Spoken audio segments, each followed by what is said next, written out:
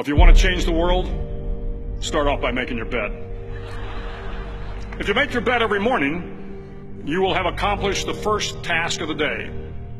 It will give you a small sense of pride, and it will encourage you to do another task, and another, and another. And by the end of the day, that one task completed will have turned into many tasks completed.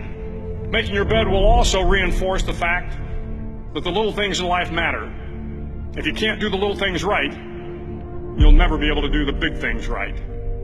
And if by chance you have a miserable day, you will come home to a bed that is made, that you made. And a made bed gives you encouragement that tomorrow will be better. To pass SEAL training, there are a series of long swims that must be completed. One is the night swim. Before the swim, the instructors joyfully brief the students on all the species of sharks that inhabit the waters off San Clemente. They assure you, however, that no student has ever been eaten by a shark, at least not that they can remember. But you are also taught that if a shark begins to circle your position, stand your ground. Do not swim away. Do not act afraid. And if the shark, hungry for a midnight snack, darts towards you, then summons up all your strength and punch him in the snout, and he will turn and swim away. There are a lot of sharks in the world. If you hope to complete the swim, you will have to deal with them. So if you want to change the world, don't back down from the sharks. Over a few weeks of difficult training, my SEAL class, which started with 150 men, was down to just 42. There were now 6 boat crews of 7 men each. I was in the boat with the tall guys, but the best boat crew we had was made up of little guys, the Munchkin crew, we called them. No one was over 5'5". The Munchkin boat crew had 1 American Indian, 1 African American, 1 Polish American, 1 Greek American, 1 Italian American, and 2 tough kids from the Midwest. They out-paddled, outran, and outswam all the other boat crews. The big men in the other boat crews would always make good-natured fun of the tiny little flippers the Munchkins put on their tiny little feet prior to every swim. But somehow these little guys from every corner of the nation and the world always had the last laugh, swimming faster than everyone and reaching the shore long before the rest of us. SEAL training was a great equalizer. Nothing mattered but your will to succeed, not your color, not your ethnic background, not your education, not your social status. If you want to change the world, measure a person by the size of their heart, not by the size of their flippers. The 9th week of training is referred to as Hell Week.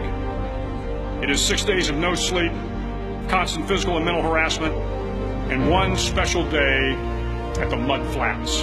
The Mud Flats are an area between San Diego and Tijuana where the water runs off and creates the Tijuana Sloughs, a swampy patch of terrain where the mud will engulf you. It is on Wednesday of Hell Week that you paddle down to the Mud Flats and spend the next 15 hours trying to survive the freezing cold, the howling wind, and the incessant pressure to quit from the instructors.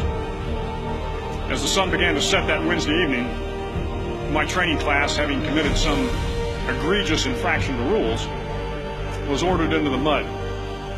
The mud consumed each man till there was nothing visible but our heads. The instructors told us we could leave the mud if only 5 men would quit. Only 5 men, just 5 men, and we could get out of the oppressive cold. Looking around the mud flat, it was apparent that some students were about to give up. It was still over 8 hours till the sun came up. 8 more hours of bone-chilling cold. The chattering teeth and the shivering moans of the trainees were so loud, it was hard to hear anything. And then one voice began to echo through the night. One voice raised in song. The song was terribly out of tune, but sung with great enthusiasm. One voice became 2, and 2 became 3, and before long, everyone in the class was singing. The instructors threatened us with more time in the mud if we kept up the singing, but the singing persisted, and somehow the mud seemed a little warmer, and the wind a little tamer, and the dawn not so far away. If I have learned anything in my time traveling the world, it is the power of hope.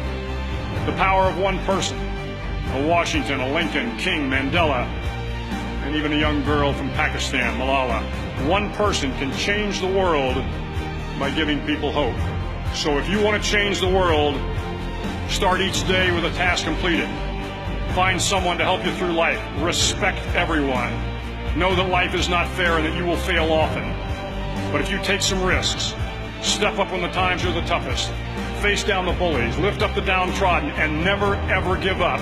If you do these things, the next generation and the generations that follow will live in a world far better than the one we have today. And what started here will indeed have changed the world for the better.